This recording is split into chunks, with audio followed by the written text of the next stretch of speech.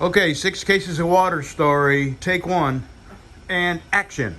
Well, when I went down the water aisle, there was 3 young men, I'd say 20s, ballpark 20s, was standing in front of the water, and I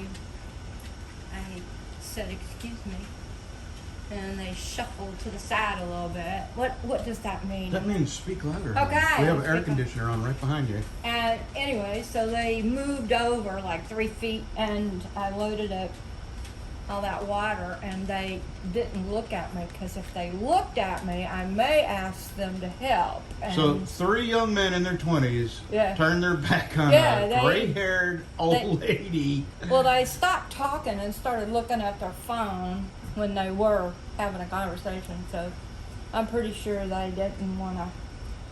And I what looked what at do them. you and I do at our age when Yeah, we see another older yeah. person loading water or lifting heavy stuff? I mean, you left the store and followed a lady out to her car. Followed a lady to her car to put her 50-pound bag of dog food in her car for her, and then came back in the store. Kitty litter, you know, and I mean, I help. Even I've picked up dog food and put it in people's buggy when I see they're struggling. But anyway, that's just that generation. In our generation, it's just the difference. But I check out, and I go out, and I've got all my groceries unloaded, and I had a full basket.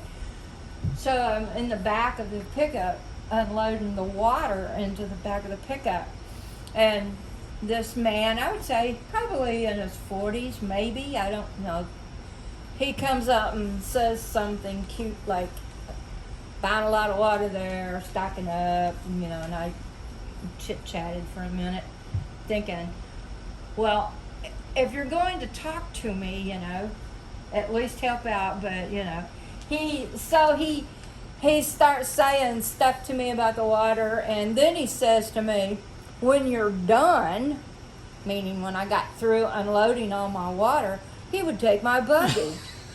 And I thought, okay, that's good. Well, when I picked up one of the waters, because I had to lift it up over the edge of the buggy, I lifted up my shirt, and you could see that.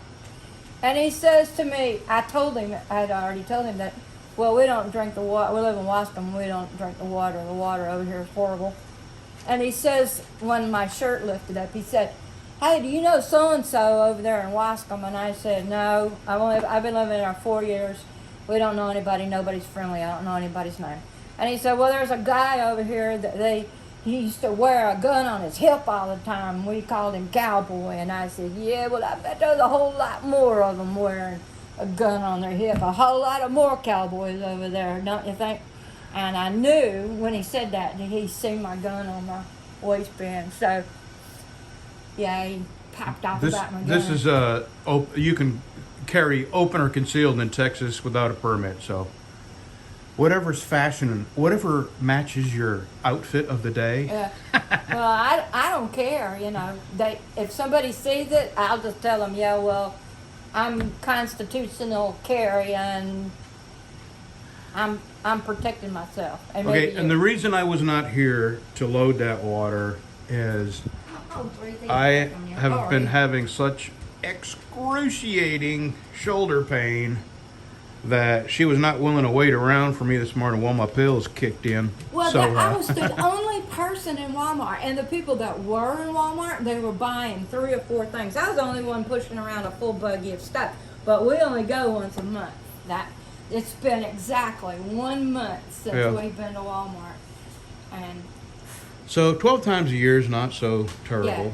yeah, and they weren't out of anything. There was no shortage. Everything was stocked. It's just people don't have any money. Eggs were $3.18, I think, for 18 count. Most everything I bought has gone up 50 cents to $1. Okay, and I'm going to have to go see my doctor because I need more and more powerful drugs, because there's no way I can keep making knives and sleep. And I'm not going to stop making knives, so I need more drugs. Okay, we're gone. Okay, we found these. We've been looking for these. Okay, it's 1 pound, And it was $3.37. Yeah. And a can of Spam was $3.50 for a can of Spam.